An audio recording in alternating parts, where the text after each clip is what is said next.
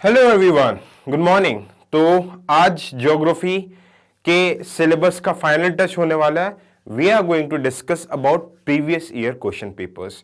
पिछले कुछ साल के 4-5 सालों के हम जो ज्योग्राफी के पार्ट में आए हुए क्वेश्चन है उसको डिस्कस करेंगे, फिर देखेंगे कैसे करके डील करना है, कैसे करके लिखना है। So without wasting any time, let's begin.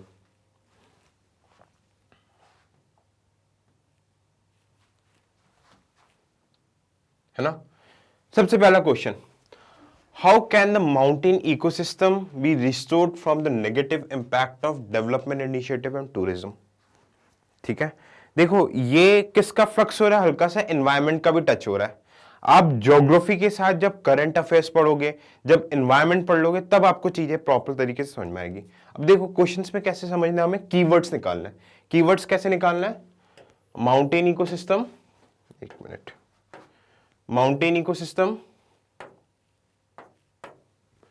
Restored, ठीक है, negative impact of development initiatives and tourism. मतलब मेरा आंसर कहां पे रिवॉल्व करना है कि माउंटेन इनिशिएटिव्स वगैरह जो रहते हैं, ठीक है, माउंटेन इकोसिस्टम वगैरह जो रहता है, उसको मुझे डेवलपमेंट इनिशिएटिव्स एंड टूरिज्म से कैसे बचाना है। ठीक है, बचाना कैसे, तो सबसे पहले आपको थोड़ा सा डिस्क्राइब करना है। देखो आंसर राइटिंग की एक प्रॉपर स्ट्रेटेजी होती है। क्लियर? इंट्रोडक्शन आता है, बॉडी आता है, कंक्लूजन आता है। जैसे पॉलिटी, ज्योग्राफी में तो यार देखो सीधे सीधे लिखो, आप समझा दो चीजों को, इंट्रोडक्शन दो, डायग्राम बनाओ, समझा दो, खत्म। पॉलिटी बाकी सब्जेक्ट में ये answer writing, how to introduce a question, body कैसे लिखनी है, ठीक है, फिर कंक्लूड कैसे करना है, कंक्लूजन में वे फॉरवर्ड कैसे देना है, ठीक है, उसमें आपके कॉन्स्टिट्यूशन के articles, national interest, societal interest, ये सारे पैरामीटर्स आपके झलकने चाहिए। बात समझ में? इंट्रोडक्शन में कैसे ब्रॉडर थीम में कैसे करके इंट्रोड्यूस करना है। क्लियर? यहां पे हम कंटेंट की बात करेंगे कि अप्रोच कैसे करना है। देखो सबसे पहले डिस्क्राइब करो थोड़ा सा माउंटेन इकोसिस्टम। माउंटेन इकोसिस्टम में क्या हो गया, ठीक है, वेरियस बायोडाइवर्सिटीज वगैरह जो हो गया, फ्लोरा फौना स्पीशीज वगैरह जो आ गए, किस तरीके का हॉर्टिकल्चर वगैरह, तो किस तरीके के फ्रेजाइल इकोसिस्टम, जो माउंटेन इकोसिस्टम जो एक बार हमने डायग्राम पढ़ा था ना, ये वाला, नीचे क्या हो गया, ट्रॉपिकल एवरग्रीन फॉरेस्ट, टेम्परेट, सब ट्रॉपिकल, कॉनिफेरस, ये आपका माउंटेन इकोसिस्टम हो गया। ठीक है, इसको रिस्टोर कैसे कर सकते हो? अब नेगेटिव इंपैक्ट सबसे पहले पूछा, negative impacts of initiatives of negative impacts of tourism. Tourism वगैरह के नेगेटिव इंपैक्ट्स और डेवलपमेंट इनिशिएटिव्स क्या होता है? डेवलपमेंट इनिशिएटिव्स देखो माउंटेन इकोसिस्टम में क्या हो जाएंगे आपके, जैसे कि tourism, roadways construction, construction of dams, hydro power plants वगैरह, कॉटेज वगैरह, ठीक है, वाटर स्पोर्ट्स वगैरह, जो रिवर राफ्टिंग वगैरह होती है। क्लियर? रिसर्च स्टेशंस, है ना, हिल स्टेशंस, होटल्स, इस तरीके के डेवलपमेंट इनिशिएटिव्स हो सकते हैं।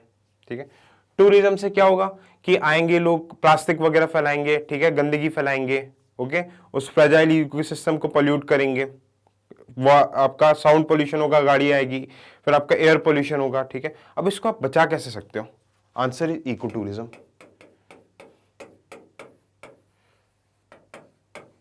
इको टूरिज्म, लोकल्स, प्रॉफिट और इकोलॉजी, ये हो गया आपका इको टूरिज्म। इस तरीके से डायग्राम्स बना बना के आंसर करना है। इको टूरिज्म करो।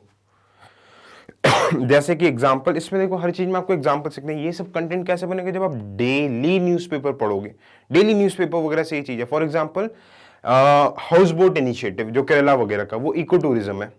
ठीक है, जैसे कि हिमालयन में प्लास्टिक फ्री जोन वगैरह बनाया गया, ठीक है, जूट का यूज करेंगे। क्लियर? अब डेवलपमेंट कर रहे हो तो सस्टेनेबल डेवलपमेंट करो। ठीक है, सेकेंड इनिशिएटिव क्या हो जाएगा? Sustainable development. Sustainable development in mountain region कैसे करके देखो। और क्या होता है, जैसे कि ये पहाड़ है, यहाँ पे मैं डैम बना रहा हूँ, कंस्ट्रक्शन रोड वगैरह बना रहा हूँ, तो किसकी वजह से क्या हो रही है, ये जो माउंटेन के पीछे से नीचे स्लाइड डाउन हो रहा है, लैंडस्लाइड्स आ रहे हैं। ठीक है, तो पहले प्रॉपर ज्योग्राफिकल इंफॉर्मेशन सिस्टम से, टेक्नोलॉजी से मैं सर्वे करूंगा कि भाई कौन सा एरिया कंसोलिडेटेड है, स्ट्रांग है, कहां पे मैं जो hydro power, mini hydro power plants, roadways, tourism वगैरह बना सकता है। ऐसा नहीं कि जो यहाँ पे एक पार्टिकल है, यहाँ पे एक एरिया में ऑलरेडी क्रैक है और इसके ऊपर मैं होटल बना दो तो ऑल लोड पड़ा, फिर लैंडस्लाइड ही आ गया, है ना। फिर क्लाइमेट चेंज,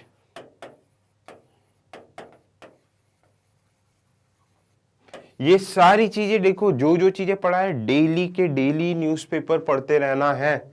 डेली हिंदू जो न्यूज़पेपर, एक मैं कभी कभी मतलब आपका आने वाले टाइम पे लेक्चर्स होंगे कि how to read Hindu newspaper, बहुत इंपॉर्टेंट है। हिंदू न्यूज़पेपर कैसे पढ़ोगे, उसमें से ये सारी चीजें आपके करंट वगैरह निकल के आएंगे, ठीक है। एग्जाम्पल्स वगैरह हर क्वेश्चन में, हर सेंटेंस के साथ एक आपके एग्जाम्पल अटैच्ड होना चाहिए। क्लियर। क्लाइमेट चेंज इनिशिएटिव, ठीक है। देखो ये माउंटेन में क्या प्रॉब्लम क्या रहती है, ये जो आपके ऊपर जो ग्लेशियर्स है, इसको ग्लेशियर्स को क्या बोलते हैं, क्रायोस्फीयर। ये मेल्ट डाउन क्यों हो रहे हैं, due to climate change. Climate change हो रहा है, मेल्ट डाउन वगैरह हो रहे हैं, ठीक है। तो इस वजह से माउंटेन इकोसिस्टम हार्म हो रहा है। अब ये क्यों हो रहा है, क्योंकि यहाँ पे डेवलपमेंट इनिशिएटिव्स हो रहे हैं, जैसे कि इंडस्ट्रीज वगैरह बन रही है, वुड एंड टेक्सटाइल इंडस्ट्रीज वगैरह पहाड़ों वगैरह में बन रही है माउंटेन में, ठीक है। तो इसके वजह से क्या हो जाएगा कि क्लाइमेट चेंज की वजह से ग्लोबल वार्मिंग और ग्लेशियर्स का मेल्टिंग फास्ट हो जाएगा, तो फिर नीचे फ्लड्स वगैरह ये सब आएंगे। तो भाई अब रेजिलेंस इंफ्रास्ट्रक्चर बनाओ, रिन्यूएबल एनर्जी, सोलार, विंड वगैरह ये सब यूज करो। बात समझ में आ रही है। तो इस वे में आपको पूरा डील करना है ना। और भी इसमें बहुत सारी चीजें मतलब निकाल सकते हो, जैसे ग्रीन माउंटेन इनिशिएटिव्स, ये रिसेंट में एक न्यूज पे था, हिंदू पेपर वगैरह में आया था, ठीक है। ग्रीन माउंटेन इनिशिएटिव वगैरह, फिर आपका एग्रो क्लाइमेटिक फार्मिंग, ये सारी चीजें मैं क्या बोल रहा हूँ, सारे मैंने जो निकाले हैं, ये पूरा हिंदू न्यूज़पेपर में आर्टिकल्स आते रहते हैं एडिटोरियल्स में, उनकी चीजें मेरे को अब यहाँ पे स्टैटिक को करंट से लिंक करना है, तभी एक आपका परफेक्ट आंसर बनता है। क्लियर। अब देखो इसमें आपसे इंडिया नहीं पूछा तो आप सिर्फ इंडिया की बात नहीं करोगे, ठीक है, आपको पूरा वर्ल्ड की बात करनी है। ज्योग्राफी में अगर आपको इसमें मैप बनाना है, ज्योग्राफी का आंसर है, क्योंकि आप एक वर्ल्ड मैप बनाओ और डिफरेंट एरिया में डिफरेंट डिफरेंट माउंटेन्स दिखा दो कि इस जगह ये माउंटेन्स है, इसमें ऐसे करके हम प्रोटेक्ट कर, और पॉइंट्स तो कॉमन ही आने, 3-4 जो पॉइंट्स हमने डिस्कस किए। Clear. Himalayas are highly prone to landslides, discuss the causes and suitable measures of mitigation. Himalaya जो रीजन है ये एक्चुअली न्यूज़ पे बहुत रहता है, क्योंकि हिमालय रीजन पे बहुत ज़्यादा आपके क्या आते हैं, लैंडस्लाइड्स वगैरह आते रहते हैं, ठीक है। पहाड़ है, ठीक है। हिमालय क्या करना है, स्टार्ट कैसे करना है, हिमालय का इंट्रोडक्शन दे दो कि Himalaya is divided into such and such ranges, trans Himalaya, great Himalaya, ऐसे करके, और एक रफ में मैप बना दो। भाई एग्जामिनर खुश हो जाएगा देख के, ठीक है। अब Himalaya is highly prone to landslides, causes सबसे पहले हमें कॉजेज डिस्कस करना है, फिर हमें suitable measures of mitigation.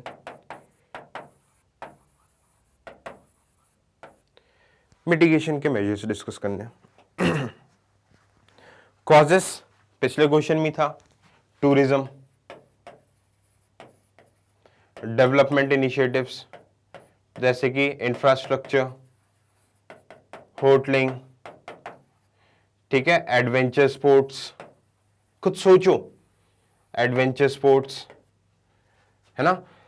Starting में हिमालय का मैप देखा होगा और लैंडस्लाइड्स को डिफाइन कर देना। लैंडस्लाइड्स क्या होता है, slumping away of large unconsolidated pieces of rocks and sand.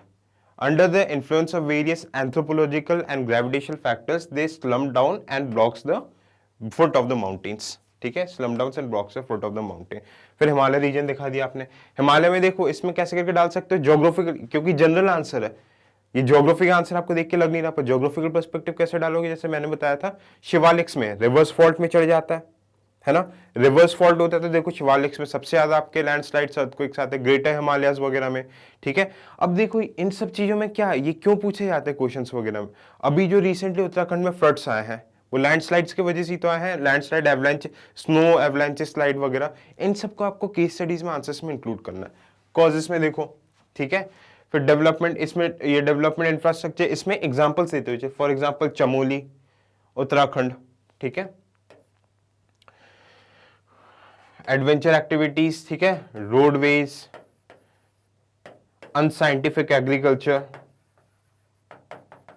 Unscientific agriculture क्या है, यहाँ पे आप मतलब एग्रीकल्चर कर रहे हो प्रॉपर तरीके से, आप काउंटर बंडिंग वगैरह जो हमने सॉइल इरोजन के मेजर्स वगैरह देखे थे वो सब अगर आपने नहीं लगाए, ठीक है, तो क्या होगा, ये रॉक पार्टिकल्स बेकार हो। इसमें अगर आप अंधाधुंध फर्टिलाइजर यूज करे जा रहे हो तो जो माउंटेन का जो सॉइल रहेगा वैसे पतला रहता है, वो और ज्यादा हार्ड होकर ब्रिटल हो जाएगा, ब्रिटल होकर छोटे छोटे छोटे छोटे पीसेस में टूट के नीचे स्लाइड डाउन हो जाएगा।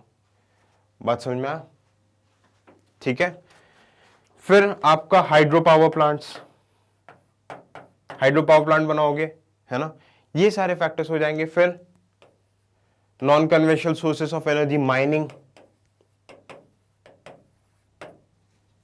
हिमालय के बेस पे माइनिंग वगैरह अगर आप करोगे तो ये सारे रीजंस रहते हैं।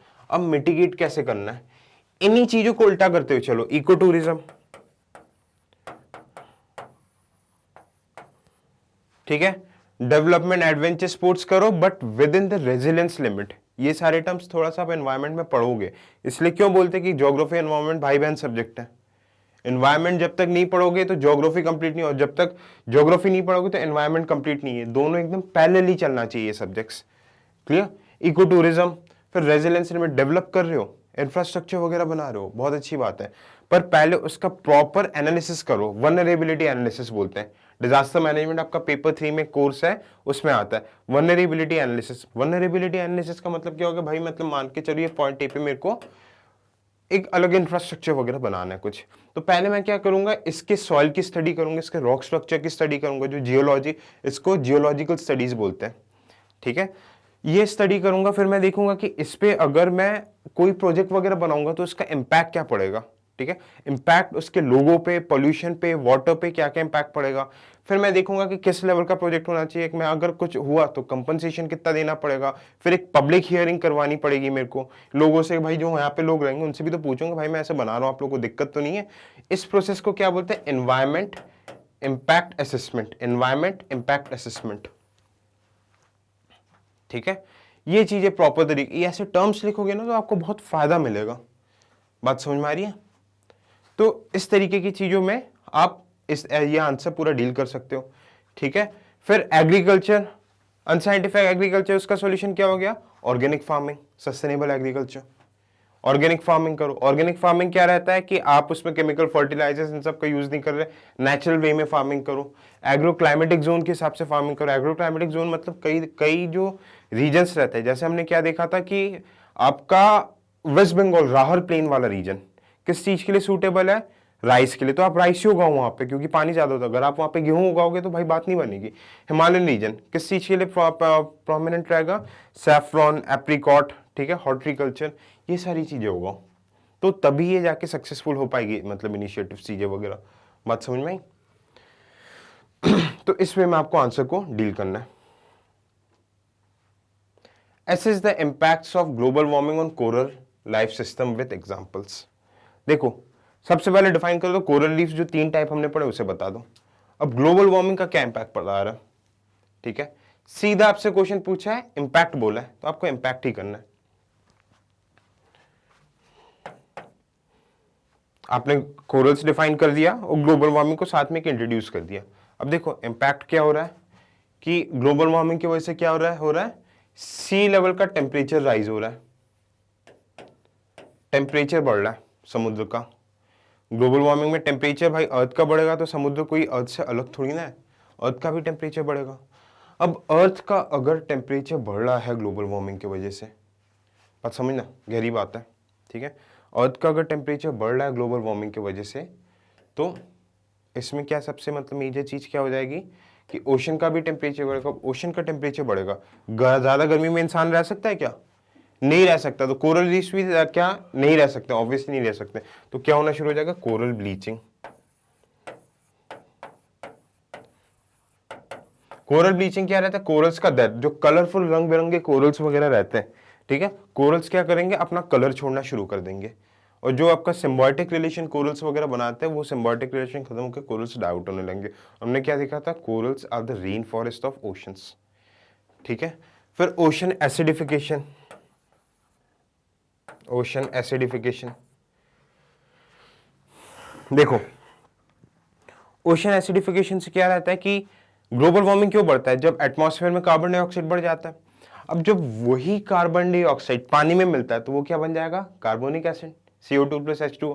अब कार्बोनिक एसिड बढ़ रहा है तो एसिडिसिटी में कोरल सर्वाइव नहीं कर सकते, कोरल्स की ब्लीचिंग होने लग जाएगी, ठीक है। थर्ड क्या हो जाएगा कि मेल्टिंग ऑफ ग्लेशियर्स,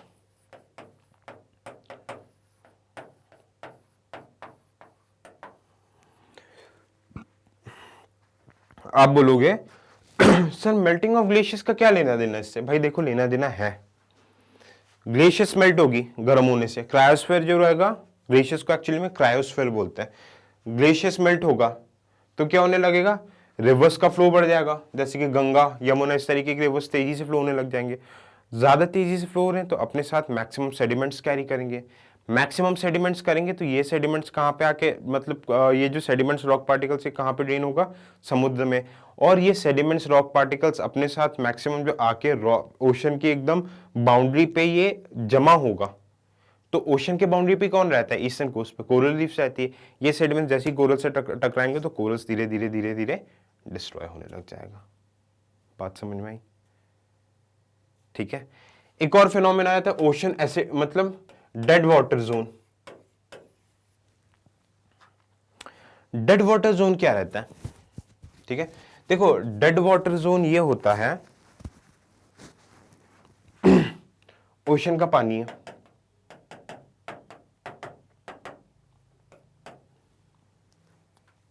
एक पर्टिकुलर एरिया में, क्योंकि ओशन का एसिडिफिकेशन हो रहा है, कार्बोनिक एसिड बढ़ रहा है, तो पूरा जो ऑक्सीजन किस में कन्वर्ट हो रहा है, H2CO3।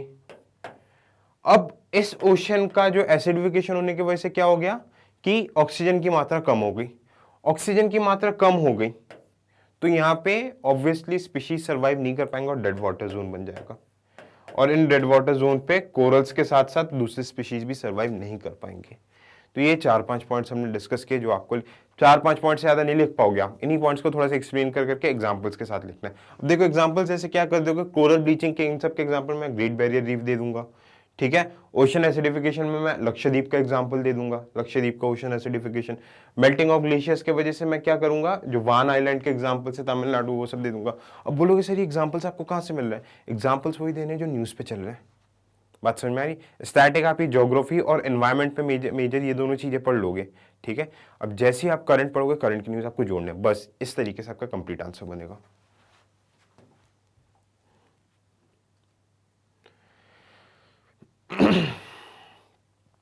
ठीक है, देखो दो क्वेश्चन है, how does cryosphere impact global warming? Cryosphere मतलब ग्लेशियर्स, 2017 का क्वेश्चन है। ग्लेशियर्स, ग्लेशियर्स कहां कहां पे रहेंगे? एक तो कॉन्टिनेंट आर्टिक, एंटार्क्टिक, फिर आपके माउंटेन पीक्स पे, आर्कटिक, एंटार्क्टिक और माउंटेन पीक्स पे। अब देखो जैसे ही ये ग्लेशियर्स मेल्ट हो रहे हैं, पूछ रहा है क्रायोस्फीयर इफेक्ट ग्लोबल वार्मिंग। ठीक है, क्या रहता है, जो ग्लेशियर्स रहते हैं इसमें एक फिनोमेना रहता है एल्बिडो, इसकी बात की है हमने। 10 नंबर में आया था, 2-3 पॉइंट से ज्यादा नहीं लिख पाओगे, इसमें टाइम नहीं रहता। देखो 7 मिनट रहते हैं एक आंसर लिखने के लिए। तो एल्बिडो इफेक्ट क्या रहता है, कोई भी व्हाइट बॉडी रहती है, जो सनरेज आते हैं स्पेस से, वो व्हाइट बॉडी उसे एज इट इज रिफ्लेक्ट कर देता है, मतलब 95 से 99% सनरेज रिफ्लेक्ट कर देता है। तो ये सनरेज अर्थ तक पहुंच ही नहीं पा रहे। अब अर्थ तक ये सनरेज पहुंच ही नहीं पा रहे हैं तो फिर क्या हो जाएगा कि अर्थ में ग्लोबल वार्मिंग, टेम्परेचर बढ़ेगा ही नहीं। ठीक है, तो एक इंपैक्ट ये हो गया कि भाई एल्बिडो का काम करता है और ग्लोबल क्लाइमेट, ग्लोबल वार्मिंग नहीं बढ़ने देगा। सेकंड ग्लेशियर्स के अंदर कार्बन स्टोर्ड रहता है, किसी भी बॉडी के अंदर कार्बन स्टोर्ड रहता है। अब मैंने क्या बोला था कि कोल हो गया तो ब्लैक कार्बन, आपका वुड हो गया ऑर्गेनिक तो ब्राउन कार्बन, लीव्स हो गई ग्रीन सब्सटेंस हो गया तो ग्रीन कार्बन, और ओशन हो गया तो ब्लू कार्बन। ग्लेशियर्स की वाटर का रूप है तो इसमें ब्लू कार्बन रहता है। ग्लेशियर जैसे ही मेल्ट होगा तो ग्लेशियर्स मेल्ट होने से कार्बन बाहर निकलेगा, ब्लू कार्बन, और ये कार्बन के साथ ऑक्सीजन के साथ मिलकर कार्बन डाइऑक्साइड बनाएगा और ग्लोबल वार्मिंग ज्यादा बढ़ेगा। बात समझ में आई? ठीक है, अब एक और इनडायरेक्ट इंपैक्ट क्या लिख सकते हो, जैसे ग्लेशियर्स आपके मेल्ट होंगे तो रिवर्स की वजह से फ्लड आएगा। फ्लड आने की वजह से क्या रहेगा कि जितने भी इंडस्ट्रीज वगैरह ये सारी चीजें हैं इनमें फ्लड आ जाएगा। ठीक है, तो एक्सीडेंट्स होंगे, ऑयल स्पिल्स वगैरह होंगे, थर्मल पावर प्लांट्स में एक्सीडेंट वगैरह होंगे, कोल एक्सीडेंट जैसे चास नाला वगैरह पे हुआ था, उसके वजह से large amount of flue gases निकलेगी, अनबर्न कार्बन पार्टिकल्स वगैरह निकलेगा। कोल अगर कोई स्टीमर वगैरह ब्लास्ट होगी ये सब, तो वो भी आपके किसमें इनडायरेक्ट कॉन्ट्रीब्यूशन है, ग्लोबल वार्मिंग में कॉन्ट्रीब्यूट करेगा। बात समझ में आ रही? इस तरीके से लिखना है आपको आंसर्स। अगला क्वेश्चन देखते हैं। What characteristics can be assigned to monsoon climate that succeeds in feeding more than 50% of the world's population residing in monsoon Asia? ठीक है, देखो मॉनसून एक तो इंडिया में आते हैं, इंडिया का 20% के अराउंड पॉपुलेशन हो गया, चाइना वाले साइड में भी आता है, हमने देखा था लॉरेंशियल कोपेन क्लासिफिकेशन याद करो, उसमें हमने चाइना टाइप क्लाइमेट में देखा था, उसमें भी मॉनसून का एक्सटेंशन रहता है, ठीक है। इंडोनेशिया वाले पार्ट में भी कुछ मतलब उसमें आता है, ऑस्ट्रेलिया में भी आता है। तो मॉनसून के सिंपल सी चीज की मॉनसून का आपके कैरेक्टरिस्टिक्स पूछ रहा है। मॉनसून के कैरेक्टरिस्टिक्स हमने बहुत डिटेल में देखा है क्लाइमेटोलॉजी में। मॉनसून का कैरेक्टरिस्टिक्स, इंडियन मॉनसून का क्या रहता है, सारी चीज एक्सप्लेन कर दो। रिवर्सल ऑफ विंड्स, ठीक है, impact of El Nino, impact of La, देखो सारे कंसेप्ट्स आ जाएंगे इसमें। Impact of La Nina, Indian Ocean dipole, ठीक है, उसमें अरेबियन पेनिनसुला पे कैसे आ रहा है, Walker cell, reversal of Walker cell, ठीक है, Tibetan plateau, role of jet stream, आप इसमें पूरा एक ऐसे लिख सकते हैं। क्लियर? ये देखो 15 नंबर का बड़े मार्क्स का क्वेश्चन था, तो इसमें आप अच्छे से डील करके लिख सकते हो। क्लियर? हाँ, ये देखो बढ़िया क्वेश्चन है। अब पहले आपको लग रहा होगा कि थोड़ा थोड़ा एनवायरनमेंट की तरफ है, हाँ अब आ रहे हैं अपन कोर ज्योग्राफी में। कभी भी क्वेश्चन देखो, जैसे पॉलिटी का भी जो क्वेश्चन आपको बेयरली मिलेगा कि प्रेसिडेंट के बारे में बताओ, बेयरली मिलेगा फंडामेंटल राइट, आपसे पूछेगा जो करंट की इवेंट्स रहते हैं, ठीक है। हिस्ट्री में मतलब आपसे मतलब डायरेक्ट हिस्ट्री में भी कैसे क्वेश्चन पूछता है पता है आपको? हिस्ट्री में आप पढ़ोगे, एक क्वेश्चन आया था, compare and contrast the ideology of Gandhi ji and Subhash Chandra Bose. UPSC सीधे क्वेश्चन कभी नहीं पूछेगा, ठीक है। Compare and contrast the ideology of Subhash Chandra Bose and Gandhi ji, ठीक है। फिर पूछेगा कि relevance of Gandhi ji in contemporary era, एक क्वेश्चन पूछा हुआ था। तो भाई अगर आपने गांधी जी के बारे में पढ़ लिया तो आपसे आंसर करते नहीं बनेगा। जब तक आप कंटेम्प्रेरी गवर्नेंस के बारे में नहीं पढ़ोगे, you will not be able to answer this. Governance paper 2 का एक टॉपिक है, बात समझ में आई? हाँ, अगला क्वेश्चन है डिस्कस, ये तो देखो डायरेक्ट ज्योग्राफी का क्वेश्चन है। Discuss the concept of air mass, explain its role in macro climatic changes. Air masses क्या रहते हैं, डेफिनेशन हमने देखी है, homogeneous air parcels over lying over a homogeneous surface. किस किस टाइप के हमने सिंबल्स भी देखे थे, कोल्ड एयर मास हो जाता है, मैरीटाइम ट्रॉपिकल हो गया, कॉन्टिनेंटल पोलर हो गया, ये कॉन्टिनेंटल पोलर, कॉन्टिनेंटल ट्रॉपिकल, ठीक है। फिर आपका मैरीटाइम पोलर, इस तरीके के एयर मासेस जो डिफरेंट डिफरेंट हमने देखे थे वो है। एयर मासेस को पहले एक्सप्लेन कर दो, क्लियर।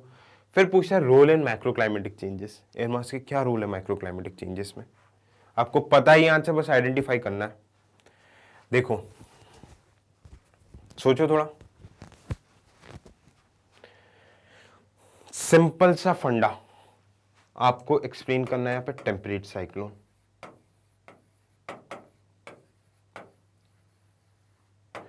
फ्रंटोजेनेसिस, फ्रंट्स, ये आप एक्सप्लेन कर दो, आपका काम हो जाएगा। और भी बहुत सारी चीजें होती है। अब ये क्यों भाई, देखो क्या हो रहा था, टेम्परेट साइक्लोन जब देखा था, आप लेक्चर को रेफर करना, एक कॉन्टिनेंटल पोलर आ रहा है, cold, cold air mass cold, continental polar आ रहा है, और ये maritime tropical warm air mass आ रहा है, वार्म, ठीक है। कोल्ड हो गया, अनस्टेबल, ये भी अनस्टेबल। जो कॉन्ट्रास्टिंग एयर मासेस जब भिड़े, ठंडा गर्म हवा, तो पहले के वार्म फ्रंट बनेगा, कोल्ड फ्रंट, याद कर लो ट्रॉपिकल टेम्परेट साइक्लोन की चीजें, वो फ्रंटोजेनेसिस आप एक्सप्लेन कर दो। इसी में यही चीजें देखो घुमा के पूछा है आपसे। और भी आप बहुत सारी चीजें ले सकते हो, जैसे कि हमने जो लोकल विंड्स वगैरह पढ़ा है, हर्मेटन विंड्स जिसको डॉक्टर विंड्स वगैरह बोलते हैं, ठीक है, जो आपके कहां से पोलर या आपके हायर लैटिट्यूड से सहारा डेजर्ट में रेनफॉल लेके आ रहा है, बात समझ में? ठीक है। Discuss the causes of depletion of mangroves and explain their importance in maintaining coastal ecology. तो देखो मैंग्रोव्स क्या है, जो आपको एक चीज बताई थी, मैंग्रोव्स के बारे में बताया गया कुछ नहीं, मैंग्रोव्स एक्सप्लेन कर दो किस तरीके के लीव्स होता है, हेलोफाइटिक रहता है, हाइड्रोफाइटिक वगैरह रहते हैं, एयरी रूट्स वगैरह रहता है, ब्लू कार्बन वगैरह रहता है, ठीक है, ये सारी चीजें। और इंडिया का मैप बनाओ, जैसे सुंदरी ट्री, भीतरकनिका हो गया, पिछावरम हो गया, रत्नागिरी हो गया, जो जो चीजें क्लासिफिकेशन आपको ज्योग्राफी में बताया था वो एक्सप्लेन कर दो मैंग्रोव्स को, ठीक है। अब कॉजेज ऑफ डिप्लीशन पूछा, 15 नंबर का क्वेश्चन था ये। कॉजेज ऑफ डिप्लीशन ये बहुत सिंपल है, मैंग्रोव्स क्यों डिप्लीट होते हैं? फर्स्ट टूरिज्म,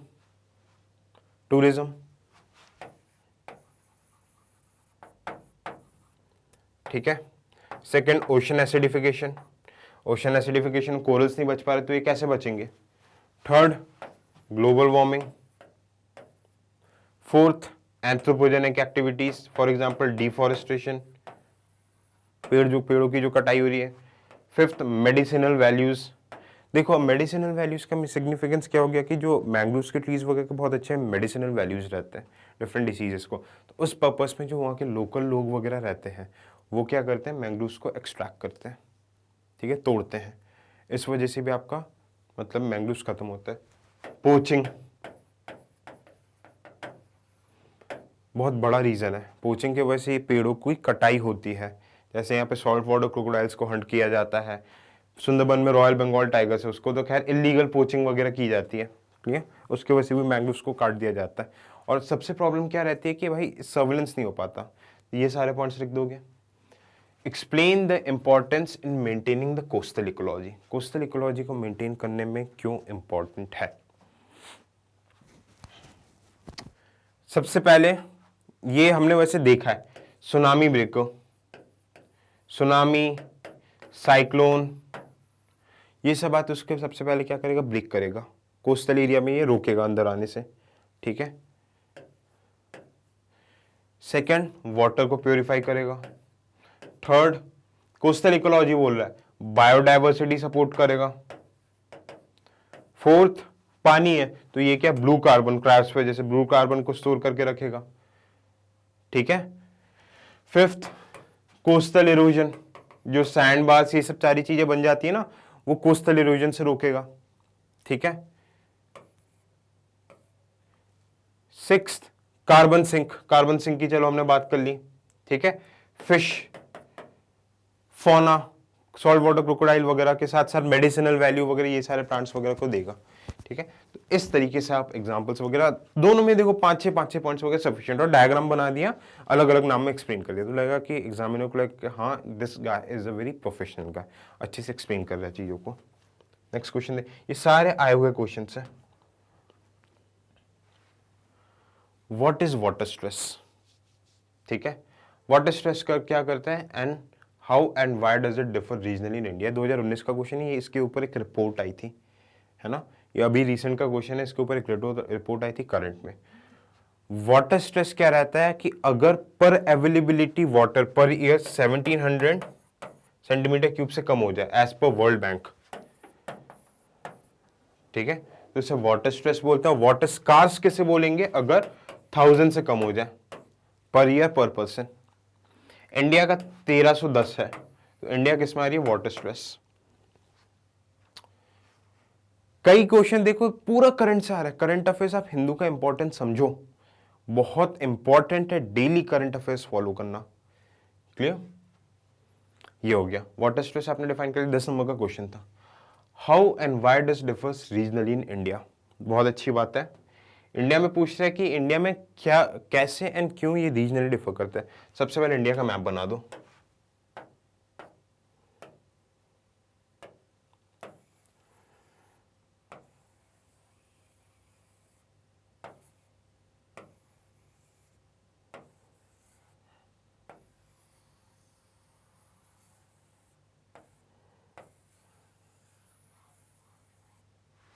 ठीक है, रफ में इंडिया का मैप बना है। अब इसमें बता रहे हैं कि रीजनली वाटर स्कैर्सिटी कहाँ पे होती है। सबसे पहले वाटर की कमी कहाँ पे, राजस्थान डेजर्ट। रीजन बता दो डेजर्ट क्यों है, डेजर्ट फॉर्मेशन का रीजन जो आपको बताया था, छाप दो, हाई प्रेशर बना हुआ है और यहाँ पे अरावली है, तो ये वाटर डिवाइड काम करती है। साउथ वेस्ट मानसून इसके उस तरफ आ ही नहीं पाता, तो यहाँ पे वाटर ही नहीं मिलता, ठीक है, वाटर स्केर्स है। नॉर्थ ईस्ट वाला रीजन का केस स्टडी बताओ। यहाँ चेरापूंजी महेश्वरम वर्ल्ड के one of the most wettest places में से आते हैं, बट स्टिल यहाँ पे पानी की कमी क्यों, क्योंकि पहाड़ के स्ट्रक्चर का बना है, यहाँ पे सॉइल है नहीं, और यहाँ पे जैसे वाटर हार्वेस्टिंग वगैरह इस तरीके के कोई भी सेटअप है ही नहीं यहाँ पे। और वाटर हार्वेस्टिंग वगैरह इन सबके सेटअप नहीं, तो पानी आता है बे ऑफ बंगाल से, फिर आपका क्या हुआ, रेनफॉल, मतलब रेनफॉल हुआ मेघालय में, और पानी वापस का पूरा एज इट इज बह गया। ब्रह्मपुत्र आ रही है, ब्रह्मपुत्र यहाँ पे बहुत ज्यादा फ्लड प्रोन रहता है, फ्लड का पानी आप यूज कर ही नहीं सकते, पूरा सॉइल वगैरह को एरोड कर देगा, वेजिटेशन उखाड़ देगा, ठीक है। तो नॉर्थ ईस्ट वाटर स्कैर्स है, क्लियर। फिर आप एक्सप्लेन कर दो पूरा फिजिकल डिवीजन ऑफ इंडिया पढ़ा था ना जो हमने, उस चीजों को एक्सप्लेन कर दो। नॉर्दर्न प्लेन्स यहाँ पे क्योंकि गंगा है, नेशनल वाटर वे वगैरह है, नमामि गंगे मिशन वगैरह है, तो यहाँ पे पानी मिल जाता है।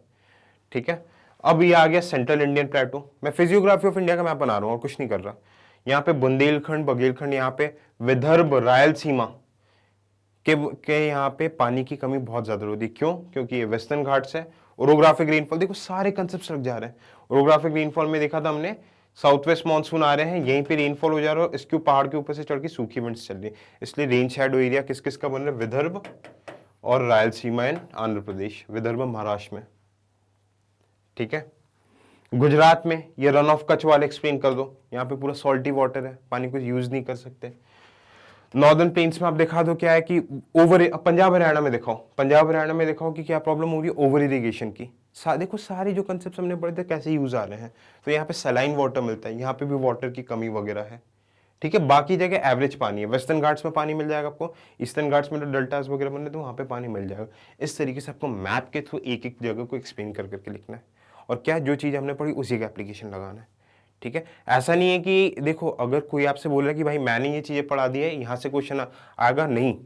आपको चीज़ें पढ़ना, और यूपीएससी 10-15 जैसे ज्योग्राफी के साथ, एनवायरमेंट ज्योग्राफी के साथ पॉलिटी, इवन आपको पता है जो कावेरी रिवर वाटर डिस्प्यूट था वो पॉलिटी का क्वेश्चन था, वो ज्योग्राफी में पूछा था यार। तो आपको सारी चीज़ें लिंक करके जो काम की चीज़ है उसको अप्लाई करना आना चाहिए। वो कब होगा? जब बार बार रिवाइज करोगे, करंट को पकड़ के चलोगे, और मेन चीज़ है प्रैक्टिस। देखो हाउ डू, सीधा सीधा क्वेश्चन है 15 नंबर का, how do ocean currents, water masses differ in the impacts on marine life and coastal environment. Simple, Atlantic ocean, सारे ओशन करंट्स के डायग्राम बना दो, 15 नंबर का क्वेश्चन है, उसका इंपैक्ट बता दो। क्या इंपैक्ट हमने देखा था? फिशिंग ग्राउंड बनते हैं, ठीक है, नेविगेशन में काम आएगा, नॉर्वेजियन करंट्स का, क्लियर, फॉग वगैरह बन जाता है, अपवेलिंग होती है पेरुवियन कोस्ट पे, कोरल रीफ्स बनते हैं। तो ये हम डिटेल में ये टॉपिक ओशनोग्राफी में पढ़ चुके हैं। ठीक है, ये स्ट्रेट क्वेश्चन है, ऐसे स्ट्रेट क्वेश्चन हालांकि यूपीएससी देता नहीं है, पर कभी कभी मेहरबान हो जाता है वो बच्चों पे। क्लियर, देखो ये करंट का क्वेश्चन है, why is India taking keen interest in resources of Arctic region. पता है ना आर्टिक कहाँ पे? आर्टिक ऊपर साइड है, ठीक है, एकदम नॉर्थ में कॉन्टिनेंट वाला है। अब इंडिया यहाँ पे क्यों कर रहा है? क्योंकि देखो ये सबको पता है, India is a resource scarce nation. Bharat देश में रिसोर्सेस की काफी कमी है। क्लियर, अब रिसोर्सेस की कमी है, आर्टिक क्या पूरा आइस फ्रोजन है, आइस में जमा हुआ। ग्लोबल वार्मिंग की वजह से ये आइस वगैरह धीरे धीरे मेल्ट हो रहा है। ये आइस मेल्ट हो रहा है तो इसके नीचे का ग्राउंड बाहर निकल के आ रहा है। अब इसके नीचे का ग्राउंड बाहर निकल के आ रहा है तो यहाँ पे क्या है? Untapped natural resources, hydrocarbon resources, natural gas वगैरह ये सब है। तो ऑब्वियसली एक ग्रुप बना लिया जो ऊपर के नेशन से, जैसे कि डेनमार्क, यूएसए, कनाडा, इन लोगों ने ग्रुप बना लिया आर्कटिक काउंसिल। बोला कि भाई हमारे अलावा कोई एक्सप्लोर नहीं करेगा। तो चाइना ने एक अभी रिसेंट में बन निकाला white papers on Arctic, white papers on Arctic निकाला है और बोल दिया है कि भाई आप क्यों, हम भी एक्सप्लोर करेंगे। तो इंडिया ने भी बोला नहीं, हम भी एक्सप्लोर करेंगे। इंडिया ने भी पॉलिसी निकाली है, क्यों? क्योंकि यहाँ पे पेट्रोलियम, ठीक है, नेचुरल गैस, हाइड्रोकार्बन जैसी रिसोर्सेस है। सेकेंड चीज, एक नेविगेशन रूट खुल जाएगा। अगर आप वर्ल्ड के मैप को देखोगे कि इंडिया को कोई शिप के थ्रू कोई कंसाइनमेंट अमेरिका भेजना है तो यूरोप से होते हुए पूरा स्विच करते हुए जाएंगे या फिर जापान से होते हुए जाएंगे। यहाँ पे क्या हो जाएगा कि सिर्फ जापान के ऊपर से क्या, आर्टिक को क्रॉस करके आप यूएसए पहुंच गए। तो कितना पैसा, कितना रिसोर्सेस, कितना टाइम बचेगा अगर आर्टिक का जो मेल्ट होके जो नेविगेशन रूट में इंडिया को एक्सेस मिल गया। तो बात समझ में आई। फिर research station, climate change, global warming का रिसर्च करने के लिए बेस्ट ये है, और अंटार्कटिका बेस्ट जगह है, ठीक है, ह्यूमन इंपैक्ट कम हुआ है। फिर ह्यूमन सेटलमेंट, पॉपुलेशन इतनी बढ़ रही है, यहाँ पे नया आइलैंड अगर इंडिया ने खरीद लिया, कुछ लोगों को आप भी रहने जा सकते हो, ठीक है, अगर हैबिटेबल हो रहा है धीरे धीरे, मतलब क्योंकि क्लाइमेट चेंज की वजह से। तो ये सारे रीजंस हैं। देखो dead zones in marine ecosystem, dead zones की हमने बात की है। क्या होता है डेड जोन्स? पानी है एक पर्टिकुलर एरिया में, टेम्परेचर ग्लोबल वार्मिंग की वजह से क्या हो रहा है, CO2 ऐड हो रहा है, तो यहाँ पे H2CO3 बन जा रहा है, तो ऑक्सीजन की मात्रा कम हो जा रही है, तो डेड वाटर जोन बन जा रहे हैं एक तरीके से। एक और तरीका क्या रहता है डेड वाटर जोन बनने का? देखो ये पानी है, ये रिवर्स फ्लो हो रही है, रिवर्स फ्लो होके अगर बहुत ज्यादा न्यूट्रिशंस रिवर लेके आ रही है, मान के चलो इस एरिया में बहुत ज्यादा न्यूट्रिशंस आ गए, तो इन न्यूट्रिशंस को फीड करने के लिए दूर दूर से जेलीफिश आएगी, जेलीफिश एल्गी वगैरह आएगी, तो यहाँ पे जितना ऑक्सीजन नहीं है, जितना न्यूट्रिशंस नहीं है, उससे 10 गुना ज्यादा अगर ऑर्गेनिजम्स एल्गी जेलीफिश वगैरह आ गए, जिसको एल्गल बूम जेलीफिश बूम भी बोलते हैं, तो ये क्या करेगी, यहाँ पे आगे फीड करेगी, ऑक्सीजन तो लेगी, पर ये इस पर्टिकुलर एरिया में मान के चलो 100 ऑर्गेनिज्म से आ सकते हैं और 1000 आ गए, पर ऑक्सीजन तो लिमिटेड ही है ना, तो ये इस एरिया की पूरा ऑक्सीजन को खत्म कर देंगे, तो फिर से डेड वाटर जोन बन जाएगा। ठीक है, अब कॉन्सिक्वेंसेस क्या होंगे कि प्रोडक्टिविटी कम हो जाएगी, कोरल ब्लीचिंग होगी, फिर क्या हो जाएगा कि वहां पे फिशिंग नहीं हो पाएगा, लॉस तो इकोनॉमी वगैरह हो जाएगा। ठीक है, एसिडिक वाटर वगैरह बनने लगेगा। ठीक है, गंदी स्मेल आएगी, टूरिज्म को इंपैक्ट करेगी, एन नंबर ऑफ इंपैक्ट्स आप लिख सकते हो। 10 नंबर का क्वेश्चन था। ब्लू रिसोर्सेस, ब्लू रिसोर्सेस का मीनिंग क्या हो गया, फिशिंग। ठीक है, फिर और ब्लू रिसोर्सेस में क्या आ जाएगा आपका, ocean thermal energy, tidal energy, ये सारी चीजें हैं ओशन के रिसोर्सेस। पॉलीमेटालिक नोड्यूल्स जो रिसोर्सेस वगैरह रहते हैं, वाटर रिसोर्सेस, ठीक है, थोरियम वगैरह, ये सारी चीजें आ जाएगी। ब्लू रिसोर्सेस को ऐसे डिफाइन कर दिया, explain the problems and strategies for pisciculture development in India. Pisciculture मतलब फिशरीज का डेवलपमेंट इन इंडिया में क्या दिक्कत है। देखो ज्योग्राफी कैसे करके आ रही है इसमें, पिसिकल्चर वगैरह के लिए हमें क्या चाहिए, सबसे पहले कोल्ड एंड वार्म करंट मिलना चाहिए। इंडिया में होता है नहीं, बिल्कुल भी नहीं। ठीक है, इंडेंचर्ड मतलब टूटा फूटा कोस्ट लाइन होना चाहिए, जैसे जापान का है, तभी वहां पे अच्छे फिशिंग हार्बर्स बनेंगे। इंडिया का नहीं है। टेक्नोलॉजी इंडिया की बिल्कुल भी नहीं है। ये देखो करंट अफेयर्स लिंक हो रहे, इंडिया और श्रीलंका हर कभी आपस में लड़ते रहते हैं फिशिंग रिसोर्सेज को लेके। ठीक है, इंडिया के जो ट्रॉलर्स रहते हैं फिशरमैन, वो आपके इकोलॉजी को हार्म करते हैं। ट्रॉलर्स की वजह से ऐसी फिशिंग करते हैं कि भाई वहाँ के पेड़ पौधे सब उखाड़ देते हैं। तो इस वजह से बड़े बड़े कंट्रीज यूएस टाइप के हमारे ऊपर सैंक्शंस वगैरह लगाते हैं। ठीक है, तो ये आपकी प्रॉब्लम्स है। अब स्ट्रैटेजीज की बात करूं, स्ट्रैटेजीज क्या क्या हो सकती है। देखो सबसे पहले क्या करना है, सस्टेनेबल फिशिंग। जो जो हमने पॉइंट्स बोले उसको उल्टा। ठीक है, इसमें एक न्यूज में थी मीना कुमारी कमेटी, मीना कुमारी और दिलीप कुमार कमेटी के रिकमेंडेशंस डालने। इनने क्या बोला था कि भाई डीप वाटर फिशिंग करो। आप क्या कर रहे हो, जो कोस्टल एरियाज में तमिलनाडु वगैरह में इतनी ज़्यादा फिशिंग कर रहे हो कि आप मैरीन एनवायरनमेंट की ऐसी तैसी कर दे रहे हो। अब मैरीन एनवायरनमेंट की ऐसी तैसी हो जा रही है, तो क्या हो रहा है, उसके वजह से पूरा खराब हो जा रहा है। तो आप डीप वाटर और इंडियन ओशन में अंदर घुसो। ठीक है, सस्टेनेबल फिशिंग जैसे कि टर्टल एक्सक्लूजन डिवाइस वगैरह, प्रॉपर सस्टेनेबल फिशिंग वगैरह, मतलब इतना फिशिंग करो कि पूरा वापस से रीब्रीडिंग होने का टाइम मिले। टेक्नोलॉजी का यूज करो। ठीक है, ये सारी चीजें बताइए। और आप क्या कर सकते हो, फिशिंग को डिफरेंट एरियाज में एक्सप्लोर करो। फॉर एग्जांपल वियतनाम के साथ साउथ चाइना सी। अब इंडिया में जो देखो सबसे बड़ी दिक्कत है, इंडिया में आपने मछली तो पकड़ ली, पर मछलियां एकदम रोड पे पड़ी रहती है, इन्वायरमेंट भी खराब होगा, बदबू भी आएगा, सड़े सड़े खराब हो जाती है अगर बिकती नहीं है। तो इसको क्या बोलते हैं, अगर उसको प्रॉपर तरीके से कोल्ड स्टोरेज में स्टोर नहीं किया तो इसको पेरिशेबल लॉसेस बोलते हैं, जो वेजिटेबल्स वगैरह में होता है। तो कमिटीज ने क्या बोला कि भाई कोल्ड स्टोरेज सिस्टम बनाओ, बड़े बड़े फ्रिजेस बनाओ वहीं पे, कि जहां पे मछलियों को स्टोर करके ला सकते हो। उसी के साथ फूड प्रोसेसिंग इंडस्ट्री, जो पैक्ड फूड्स वगैरह बनाते हैं, उसके साथ लिंक करो कि जो फिश के प्रोडक्ट्स जैसे कि विटामिन डी के कैप्सूल वगैरह रहते हैं, है ना, बहुत लोगों को, एजेड लोगों को लेना पड़ता है जब हड्डियां वगैरह आपकी वीक होने लगती है, वो किससे बनता है, फिश की स्किन से बनता है। ठीक है, तो फूड प्रोसेसिंग इंडस्ट्रीज, ठीक है, पैक्ड फूड प्रोसेसिंग से ये फार्मास्यूटिकल इंडस्ट्रीज लिंक करके ये बना सकते हो। फिश चिप्स वगैरह, फिश फिंगर्स, मतलब बहुत सारी चीजें आप इससे बना सकते हो जिसका वैल्यू एडिशन होगा और ज्यादा इंडिया पैसे कमा पाएगी एक्सपोर्ट करके। तो ये स्ट्रैटेजी के बारे में आपको डिस्कस करना है।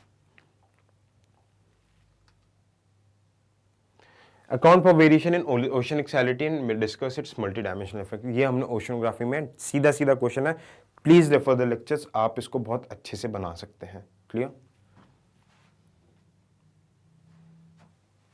In what ways floods can be converted into a sustainable source of irrigation and all-weather inland navigation in India? देखो फ्लड्स आती है, फ्लड्स को किस तरीके से नेविगेशन में यूज कर सकते हो। ठीक है, सबसे पहला आंसर होगा interlinking of reverse. Example Ganga river है भाई, पूरे टाइम ग्लेशियर्स मेल्ट हो रहे हैं, फ्लड्स आ रहे हैं, रेनफॉल हो रही है। अब यहाँ पे जा रही है नीचे गोदावरी कृष्णा, गोदावरी कावेरी कृष्णा, ये नदियां जा रही है। ये सिर्फ रेनी सीजन में गीली रहेंगी, पेनिनसुलर हिमालयन रिवर्स के बीच का डिफरेंस पता है हमें, ठीक है। ये सिर्फ रेनी सीजन में गीली रहेगी, समर में सूख जाएगी। तो यहाँ से मैंने कैनल बना दिया, गंगा कावेरी कैनल। इसका जो एक्स्ट्रा पानी जब यहाँ पे आ रहा है तो यहाँ पे फ्लो होके यहाँ पे भी पानी आ रहा है। तो ये देखो मैंने जो कैनल बनाया, इसमें मैं नेविगेशन कर सकता हूँ, ठीक है। इसमें मेरे को डिस्क्राइब करना है हाल्दिया टू इलाहाबाद, जो हमने लेक्चर्स में देखा था, national waterway 1, national waterway 1, clear. तो इस तरीके से फ्लड्स का यूज कर सकते हैं। फ्लड्स का आप पानी को स्टोर कर सकते हो रिजर्वॉयर्स वगैरह में। ये जो रिवर्स है, ठीक है, रिवर्स के आजू बाजू बड़े बड़े एम्बैंकमेंट लेक्स बना दो, गड्ढे बना दो, फ्लड का पानी आगे यहाँ पे स्टोर हो जाएगा। इसको आप नेविगेशन, बहुत बड़े बड़े नेविगेशन पर्पस के लिए यूज कर सकते हो। जैसे कलकत्ता में, उड़ीसा में चिल्का लेक में ट्रैम्प्स वगैरह चलते हैं, फ्लड्स वगैरह आते हैं। तो इससे क्या हो गया, फ्लड की प्रॉब्लम भी आपकी बची रहेगी, लोगों को लॉस भी नहीं होगा, और नेविगेशन से इकोनॉमिक डेवलपमेंट भी हो जाएगा। क्लियर।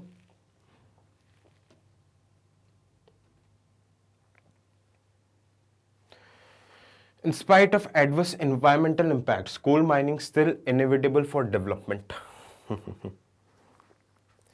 क्या बोल रहा है कि कोल के बहुत नेगेटिव इंपैक्ट्स रहते हैं। कोल जलता है तो आपका पॉल्यूशन होता है, ग्लोबल वार्मिंग होता है, ठीक है।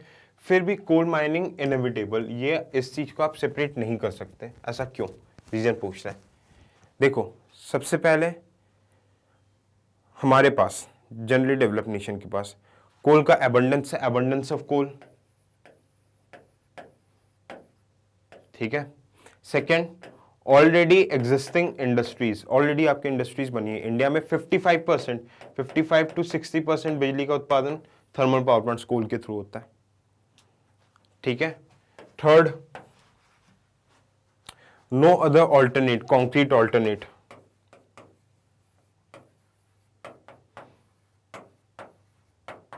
ऑल्टरनेटिव की बड़ी सख्त कमी है कोल माइनिंग वगैरह में। बात समझ में आई। अब देखो सोलार वगैरह आ रहे हैं, पेरिस एग्रीमेंट वगैरह ये सब आ रहे हैं, पर ये डेवलप होने में भी टाइम लगेगा, ठीक है। फिर अगर कोल माइनिंग बंद कर दिया तो लोगों की एम्प्लॉयमेंट, बेरोजगार हो जाएंगे। कोल के प्रोडक्ट्स के, रिफाइनरी प्रोडक्ट्स के एक्सपोर्ट से क्या होता है, इंडिया को फॉरेक्स रिजर्व, रेवेन्यू, पैसा आता है, ठीक है, पैसा आता है। तो ये रीजन से जिसके वजह से कोल हम मतलब नहीं कर सकते। अब डिस्कस लिखा तो इसका सोल्यूशन भी देना है। सोल्यूशन वगैरह में क्या आ जाएगा आपकी चीजें, जैसे कि रिन्यूएबल एनर्जी को डेवलप करो, है ना, solar, wind, water, ocean thermal, tidal, इन सारे एनर्जीज को डिस्कस करो, डेवलप करो, ठीक है, जो कि पॉल्यूशन कॉज नहीं करते। बात समझ में आई।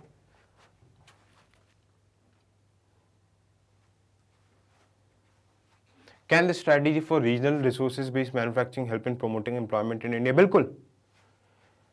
इसमें आप केस स्टडी उठा के सीधा डाल दो आयरन एंड स्टील और एल्यूमिनियम की। वहां के लोगों को नौकरी मिलेगी, वहां के लोगों को स्किल्स दे दो, आयरन एंड स्टील का और एल्यूमिनियम का जो हमने डिस्कस किया है, जितने भी इंडस्ट्रीज का डिस्कस किया, एग्रो बेस्ड इंडस्ट्रीज वगैरह, उसका आप दिखा दो कि भाई ये इंडस्ट्रीज वगैरह है, यहाँ पे आपको एम्प्लॉयमेंट मिल सकता है। यहाँ पे कैसे एम्प्लॉयमेंट मिल सकता है, इसको करंट के साथ लिंक करो, skill India, make in India, ease of doing business, special economic zone, ये सारी चीजें क्या इकोनॉमिक्स की चीजें बता रहा हूँ मैं, इकोनॉमिक्स से ज्योग्राफी से लिंक कर रहा हूँ। मैंने मैप बनाया, रिसोर्सेज बताया, मैंने बोला भाई ये चीजें प्रोवाइड करवा दो तो, और यहाँ के लोगों को स्किल्स दे दो, तो ऑब्वियसली वहां पे मिलने लगेगा।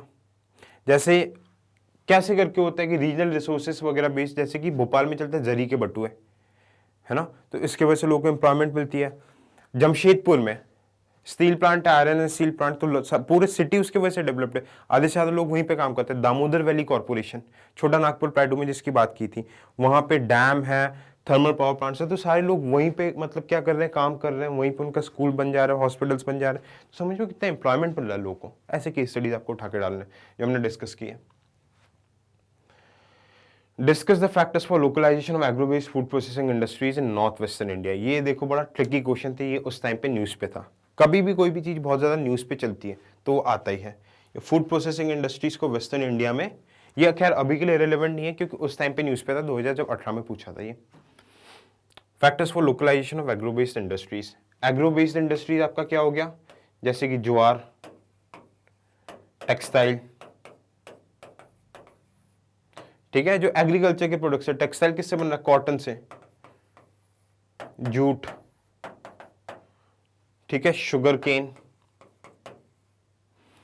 अब कौन कौन से food processing industry, north west India मतलब राजस्थान का पूछ रहा है, राजस्थान पंजाब हरियाणा वाले पार्ट में कर सकते हो, तो आप क्या लिख दोगे, पंजाब हरियाणा वाले साइड में शुगर केन हो गया, राइस हो गया, राइस बेस्ड इंडस्ट्रीज वगैरह, ठीक है। शुगर केन से क्या बन रहा है, मोलासिस बन रहा है, मोलासिस से आपकी क्या बन रहे हैं, शुगर, गुड़, जैगरी,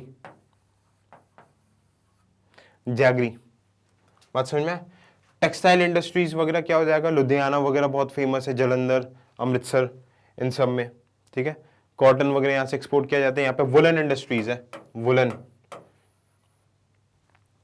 राजस्थान में आ जाओ तो डेट्स, खजूर मिलते हैं, ठीक है। फिर आपका क्या आ जाएगा, बाजरा, बाजरा से आपका मिलेट्स, मिलेट्स को आप फूड प्रोसेसिंग इंडस्ट्री में लगाओगे तो मिलेट से प्रोड्यूस होके क्या बनेंगे, सीरियल्स। ये जनरली एक्सपोर्ट किए जाते हैं, जो प्रेग्नेंट लेडीज रहते हैं उनको मिलेट्स वगैरह के लिए बहुत ज्यादा इंपॉर्टेंट, तो ओट्स वगैरह बनते हैं, मिलेट्स वगैरह। इस तरीके से आप इसको एक्सप्लेन कर सकते हो। ये करंट पे एक पूरी रिपोर्ट आई थी उसके ऊपर है, clear. What are the significance of industrial corridors in India? Identify the corridors and explain the main characteristics. देखो इंडस्ट्रियल कॉरिडोर्स क्या है, Delhi to Bombay, Bombay to Bangalore, Bangalore to Chennai, Delhi to Kolkata, Kolkata to Chennai, ऐसे अलग अलग इंडस्ट्रियल कॉरिडोर्स बना दिए गए हैं जहाँ को जिसको इंडस्ट्री में पूरा डेवलप करने की बात की गई है। ये उस टाइम पे एकदम जस्ट करंट वगैरह पे बना था, इसलिए ये चीज़ें रेलेवेंट थी, ठीक है। अब सिग्निफिकेंस ऑफ इंडस्ट्रियल कॉरिडोर्स, ये देखो दिल्ली से अगर मैं बॉम्बे की बात कर रहा हूँ तो यहाँ पे पूरी इंडस्ट्रीज वगैरह, ऑटोमोबाइल इंडस्ट्रीज हो गया, टेक्सटाइल इंडस्ट्रीज हो गया, sugar cane industries, electronic industries, electrical industries, TV remote, सारे इंडस्ट्रीज वगैरह बन गई। तो यहाँ से पूरा सीमलेस ट्रांसपोर्ट हो गया। यहाँ पे बनाया गया डेडिकेटेड फ्राइट कॉरिडोर, आप लोगों ने न्यूज में देखा होगा। सिर्फ रेलगाड़ी उसी चीज के लिए चलेगी जिसमें माल का ट्रांसफर होगा, पैसेंजर नहीं होगा। तो इसमें fast movement of goods and services होगा। इस एरिया में लोगों को स्किल दिया जाएगा, स्किल्स डेवलप किए जाएंगे। तो जो इंडस्ट्रीज बन रही है उनके रिक्वायरमेंट को फिट करेंगे। भाई अगर मैं इंडस्ट्री कहीं बनाना चाहूँ, सिर्फ मैं इंडस्ट्री बना दूँ तो काम नहीं चलेगा ना। इंडस्ट्री बनाऊंगा, मेरे को लोग भी तो चाहिए काम करने के लिए वहाँ पे। अब ऐसे नहीं कि अंगूठे छाप लोग वगैरह आ गए, भाई उनको स्किल्स देना पड़ेगा। तो स्किल्स वगैरह ये सारी चीज़ें वगैरह मिल जाएगी। Favourable government policies, road, proper road transport के लिए, ठीक है। टैक्स इंसेंटिव्स, एक कैरेक्टरिस्टिक्स डिस्कस कर रहा हूं, टैक्स इंसेंटिव्स देती है। Flexible labour laws, labour laws बहुत ज्यादा स्ट्रिंजेंट हो तो फिर सरकार, ये जो इंडस्ट्रीज काम नहीं कर पाएगी, प्रॉफिट नहीं निकाल पाएगी, ठीक है। Ease of doing business, ease of doing business कैसे हो जाएगा, ये देखो पूरा इकोनॉमी का टॉपिक टच हो रहा है ना। ईज ऑफ डूइंग बिजनेस कैसे हो जाएगा कि यहाँ पे रिसोर्सेस वगैरह, मतलब कि ऑनलाइन पूरा सिस्टम कर दिया, ठीक है। जो इंस्पेक्टर राज, जो लाइसेंस राज होता था कि इंस्पेक्टर्स आके चेक कर रहे हैं, हैरास कर रहे हैं, घूस मांग रहे हैं कि भाई अगर बिजनेस स्टार्ट करना तो हमें पैसा दो, ऑनलाइन हो गया तो ये सारी चीजें हट जाएगी। ये सारे मेजर कैरेक्टरिस्टिक्स रहते हैं, क्लियर।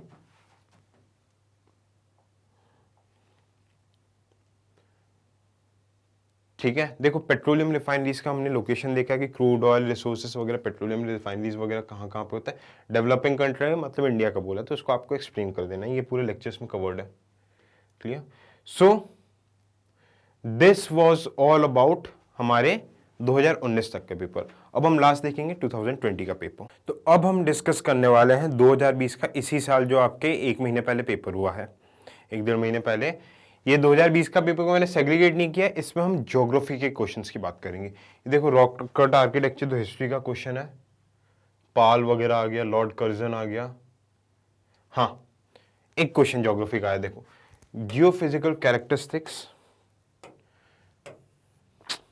एक minute, geophysical characteristics of circum Pacific belt. Circum Pacific belt क्या है, वॉल्केनिज्म में हमने जो पढ़ा था, पैसिफिक रिंग ऑफ फायर, उसके कैरेक्टरिस्टिक्स बताने। जो रेंजेस है, एंडीज वगैरह हो गया, ठीक है, कौन कौन से प्लेट्स है, किस तरीके के, जापान के आइलैंड्स, इंडोनेशिया आर्किपेलागोस, इसका बहुत डिटेल में हमने डिस्कशन किया। सीधा क्वेश्चन, क्लियर। बहुत इजीली बन जाएगा। डायग्राम बनाना है, डायग्राम बना के चीजों बता दो बस। Process of desertification does not have climatic boundaries. कैसे? देखो, डेजर्टिफिकेशन जनरली कहां पे क्या रहता है आपका, आपका 30 डिग्री वाले बाउंड्री पे रहता है, तो आपको वही चीज तो एक्सप्लेन करनी है। 30 डिग्री वाले रीजन पे रहेगा, पर साथ साथ आपके सेंट्रल रीजन, जैसे कि पूरे एक वर्ल्ड मैप बनाओ, वर्ल्ड मैप में डिफरेंट डेजर्ट्स दिखा दो। फिर नॉर्थ वेस्टर्न साइड में जो फॉर्मेशन ऑफ डेजर्ट्स का रीजन बताया था, क्लाइमेटिक रीजन पे क्यों बनता है डेजर्ट्स वगैरह, लेक्चर्स में पूरी चीजें डिटेल में बताई है ना, क्यों बनता है डेजर्ट्स वगैरह, कैसे बनता है, उस चीजों का आप देखो, आपको चीजें समझ में आ जाएगी। फिर क्लाइमेटिक बाउंड्रीज के बियॉन्ड कैसे बनता है, मतलब 45-50 डिग्रीज पे कैसे बन जाता है डेजर्ट्स वगैरह, तो उसको आपको बताने की कॉन्टिनेंटल ड्रिफ्ट थ्योरी, ड्रिफ्ट होकर डेजर्ट्स इससे इस दूसरे डायरेक्शन में चले जाता है। फिर कोल्ड डेजर्ट हाइट के वजह से, जैसे लद्दाख है, लद्दाख वगैरह में कोल्ड डेजर्ट बन जाएगा। पैटागोनिया डेजर्ट नीचे जो साउथ अमेरिका में, वो हाइट के वजह से बनता है, ठीक है। फिर आपका कोल्ड डेजर्ट क्या हो जाए, आर्टिक एंटार्क्टिक। तो कोई क्लाइमेटिक बाउंड्रीज नहीं है, इस चीज को मैं जस्टिफाई कर रहा हूँ ऐसे, ये पूरी सीधे सीधे पड़ी हुई चीजों में से आ रहा है। देखो, हिमालयन ग्लेशियर्स, वापस से क्रायोस्फीयर क्या पूछ लिया, हिमालयन ग्लेशियर्स का impact on water resources of India. Positive impact भी लिख दो, नेगेटिव इंपैक्ट भी लिख दो। ये बहुत बार अपने लेक्चर्स में डिस्कस कर चुके कि फ्लड्स आएगा, कोरल रीफ्स में, मतलब पानी पूरे सलाइन वाटर में मिक्स होगा, ग्राउंड वाटर का रिचार्ज होगा नॉर्दर्न प्लेन्स वगैरह से, ठीक है। फिर वाटर नेविगेशन वगैरह कर सकते हो आप इसमें। कोरल रीफ्स वगैरह ज्यादा सेडिमेंटेशन हो तो कोरल रीफ्स वगैरह बिगड़ जाएगा। ये अपन बहुत ईजिली लिख लेंगे इसको। मैप बना देना, ठीक है, मैप बना देना और दिखा देना थोड़ा सा। मैप कैसा, ट्रांस से लेके पूरा शिवालिक तक। ये account for the present location of iron and steel industry from sources of raw material by giving examples, ठीक है। पहले बता दो आयरन एंड स्टील इंडस्ट्रीज कौन कौन सा है, फिर सोर्सेस ऑफ रॉ मटेरियल से अलग कैसा है। फॉर एग्जांपल विशाखापट्टनम, जिसकी बात हमने की थी, पूरा छोटा सा 10-12 मिनट का लेक्चर, उसमें पूरी चीजें मिलेगी, कैसे करके दूर हो रहा है ये विशाखापट्टनम वगैरह में आ रहा हो, और मुंद्रा वगैरह और भी डिफरेंट जगह पे, मैंगलोर वगैरह हमारे, क्यों, क्योंकि रॉ मटेरियल से दूर हो रहा है। अब ये जनरली विशाखापट्टनम वाला जो है ये एक्सपोर्ट के प्रोसेस से जापान वगैरह में चीजों को एक्सपोर्ट किया जाएगा, ठीक है। तो एक्सपोर्ट के पर्पज से जितने इंडस्ट्रीज आ रही है कि भाई रॉ मटेरियल से चलो खर्चा उठा ले रहे हैं, विशाखापट्टनम में लेकर कोस्टल सिटी, वही जापान में एक्सपोर्ट कर देना, और भरपूर पैसा इंडिया में आ रहा है। 2020 का पेपर बहुत ईजी था ज्योग्राफी का, पूरा ऐसा लग रहा है लेक्चर सी फंसे थे चीजें। हाँ, ऐसा नहीं है कि देखो, एक चीज मैं पहले बता दे रहा हूं, डायरेक्ट कोई भी फैकल्टी, मुझे तो छोड़ दो, कोई भी फैकल्टी अगर डायरेक्टली बोल रही कि भाई मैंने जो जो पढ़ा उससे आएगा, झूठ बोल रहा है वो, specially in the case of UPSC. तो UPSC, everything under the sun is UPSC. UPSC कैसा क्वेश्चन बनाएगा नो वन नोस, बट हाँ, आपके अगर बेसिक स्ट्रांग है, बेसिक चीजें पता, तो आप कोई से भी क्वेश्चन को, बेसिक कंसेप्ट क्लियर और करंट पे पकड़ो तो आप एनी क्वेश्चन को डील कर सकते हो, कैसा भी क्वेश्चन आ जाए। कास्ट सिस्टम, सोशियोलॉजी का हो गया। ये देखो, कोविड पैंडेमिक के ऊपर क्वेश्चन आया था, ये सोसाइटी का क्वेश्चन है, ठीक है। रीजनलिज्म, ये भी सोसाइटी का क्वेश्चन है। फिलोसॉफी वगैरह ये आ गया, ये आर्ट एंड कल्चर का क्वेश्चन है, ठीक है। मेडिवल इंडिया के क्वेश्चंस आ गए, नेशनल मूवमेंट के क्वेश्चंस आ गए, ठीक है। अच्छा, interlinking of rivers, multi dimension inter problems to droughts and flood. Interlinking of rivers के जस्ट अपन ने एक पैर, देखो क्वेश्चंस इनडिफरेंट, एक दूसरे के मतलब दूसरे दूसरे फॉर्म में रिपीट हो रहे हैं। फ्लड्स की प्रॉब्लम कैसे, जैसे कि गंगा है, ये कावेरी है, फ्लड्स की प्रॉब्लम कैसे, गंगा में फ्लड आ रहा है, अभी जैसे अपन ने 5-10 मिनट पहले डिस्कस किया था एक स्लाइड में, फ्लड आ रहा है, गंगा से पानी मैंने यहां बहा दिया, ठीक है। तो यहाँ पे फ्लड की प्रॉब्लम सॉल्व हो गई, यहाँ पे जो ड्रॉट आ रहा था इसकी प्रॉब्लम सॉल्व हो गई। ये केन बेतवा न्यूज पे चल रहा था, बेतवा केन लिंक कर दिया, तो बुंदेलखंड वाला जो रीजन था सूखा एकदम, बुंदेली छतरपुर वाला ओरछा, उसमें ये कैनल आ गया केन बेतवा लिंक, तो वहां पे इरिगेशन की प्रॉब्लम, जितने भी आप न्यूज पे पढ़ते हो, वैगी कैनल वगैरह हो गया, ठीक है, महानदी गोदावरी कैनल वगैरह, जितनी भी गार्लैंड कैनल वगैरह, जितनी भी कैनल्स न्यूज पे सबका आप उसमें केस स्टडीज डाल सकते हो। बात समझ में आई? बहुत सिंपल पेपर था 2020 का, एकदम लड्डू। Account for huge flooding in million cities of India including Hyderabad and Pune. ये रीसेंट देखो कैसे करके आप लोग न्यूज़पेपर पढ़ रहे हो, तो दिसंबर मतलब इसके टाइम पे पुणे और हैदराबाद में बहुत सारे फ्लड्स आए थे। तो इसमें आपको कैसे करना है कि इंडियन मानसून का इम्पैक्ट्स वगैरह बता दो, लोकेशन ऑफ पुणे मतलब और आपका हैदराबाद है, वहाँ पे फ्लडिंग वगैरह क्यों हो रहा है, मानसून का पानी कैसे जमा हो रहा है, ये चीज़ें बता दो, ठीक है। फिर और एंथ्रोपोजेनिक रीजन्स वगैरह क्या भाई, पेड़ों की पूरी कटाई कर दे रहे हो, है ना, तो फिर पानी फ्लो हो रहा है, फिर पूरा कंक्रीट जंगल्स बना दे रहे हो, ठीक है, कंक्रीट अर्बन हीट आइलैंड जिसे बोलते हैं, कंक्रीट जंगल्स बना दे रहे हो, तो देखो वहां से पानी जो रेन वाटर है, रेन वाटर कहीं निकलने की जगह नहीं हो रही, स्टॉर्म वाटर वगैरह, तो पूरा सिटी में जम जा रहा है। फिर एक और इम्पैक्ट इसमें देखो, करंट कैसे जोड़ोगे, लॉकडाउन का इम्पैक्ट जोड़ दो। लॉकडाउन के टाइम पे जो स्वीपर वगैरह, माली वगैरह, जो मैनुअल स्कैवेंजर्स रहते हैं, अब डिफरेंट रोबोट्स वगैरह बना के, बंडीकूट्स वगैरह, इनको लाके जो नालियां रहती है चोक वाटर निकलने की, उसको साफ नहीं कराया गया, लॉकडाउन था। अब रेनफॉल तो नहीं रुकने वाला ना कि भाई लॉकडाउन है तो पानी नहीं बरसेगा, मानसून नहीं आएगा, मानसून आया पूरे ये चोक थे, पूरा पानी भर गया। मुंबई और हैदराबाद, पुणे, मुंबई में बहुत खतरनाक फ्लड्स आए थे 3-4 महीने पहले। क्लियर? ठीक है। India is immense potential for solar energy, though there are regional variations in development. India का देखो, ये भी पूरा करंट अफेयर्स पूछा। अभी इंडिया किसका चेयर है, इंटरनेशनल सोलर अलायंस, तो उसमें ये स्पीच में बात हुई थी। करंट की चीजें पूछ रहा है, करंट की देखो कितना इंपॉर्टेंट है करंट। अब high potential of solar resources कैसे, ट्रॉपिकल कंट्री वगैरह है, जैसे कि आप देखो राजस्थान, गुजरात, मध्य प्रदेश, पूरे रीजन पे अबंडेंट ऑफ सनरेज है ना, बट फिर भी रीजनल वेरिएशन है डेवलपमेंट में। क्यों? टेक्नोलॉजी। अब इंडिया को जो सोलर सेल्स वगैरह बाहर से इंपोर्ट करने पड़ते हैं। अब जो अच्छे वेल डेवलप्ड स्टेट्स वगैरह जैसे गुजरात वगैरह, यहाँ पे क्या है, यहाँ पे इंडिजिनियस टेक्नोलॉजी से आ जाते हैं, पर जो बैकवर्ड स्टेट छत्तीसगढ़ वगैरह, वहाँ पे रीजनल वेरिएशन क्यों है? देखो इससे फिर इंटरनल सिक्योरिटी भी लिंक हो जा रहा है। वहाँ पे प्रॉब्लम्स क्या है, रीजनल नक्सलिज्म है, रीजनलिज्म है, तो इस वजह से सोलर पैनल सेट ही नहीं होने दे रहे। इंडिया का पॉपुलेशन जैसे यूपी में क्यों नहीं आ पा रहा, इंडिया का पॉपुलेशन यूपी में, बिहार में इतना ज़्यादा है कि भाई सोलर पैनल्स लगाने के लिए आपको जगह चाहिए ना, बड़े बड़े लैंड चाहिए, तो वो लैंड ही नहीं है, लोग रह रहे हैं। अब लोगों को काट के थोड़ी ना आप लैंड बना पाओगे, पर गुजरात, राजस्थान में पॉपुलेशन डेंसिटी कम है, तो यहाँ पे आप बना सकते हो।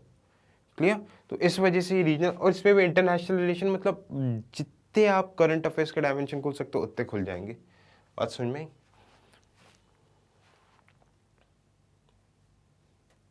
फॉरेस्ट रिसोर्सेस ऑफ इंडिया, कुछ नहीं, vegetation of India. Vegetation of India में कितने टाइप के ट्रीज होते हैं, क्या होते हैं, जो हमने पढ़ा वो आपको बताना है। ठीक है। And it's resultant impact of climate change. Climate change में क्या, कार्बन सिक्वेस्ट्रेशन करेगा, रेनफॉल लेके आएगा, प्रेसिपिटेशन, ट्रांसपोर्ट, इवेपोरेशन वगैरह करेगा, सॉइल इरोजन से प्रिवेंट करेगा। ठीक है, ये सारी चीजें आप देखो, स्ट्रेट क्वेश्चन था पन्ना मार्क्स में, आप बहुत अच्छे से लिख सकते हो इसे। Vegetation of India, forest resources, उसके रिसोर्सेज, उसका impact of climate change. Clear? Simple question है, 2020 का लड्डू पेपर था यार, आप इजीली कर सकते हो, थोड़ा सा प्रैक्टिस से आप इजीली इसको सॉल्व कर सकते हो। ये देखो, ये आपका आ जाएगा किसका, सोसाइटी का क्वेश्चन, सोसाइटी का क्वेश्चन। ये भी आपका क्या हो गया, एजुकेशन मतलब गवर्नेंस वगैरह का क्वेश्चन। ठीक है, तो हमने ज्योग्राफी की 5-6 क्वेश्चन आए थे, वो हमने डिटेल में देखा। 2020 में ज्योग्राफी का देखो कितना इंपॉर्टेंस है, अप्रॉक्स 60 to 70 मार्क्स ज्योग्राफी आ रही है।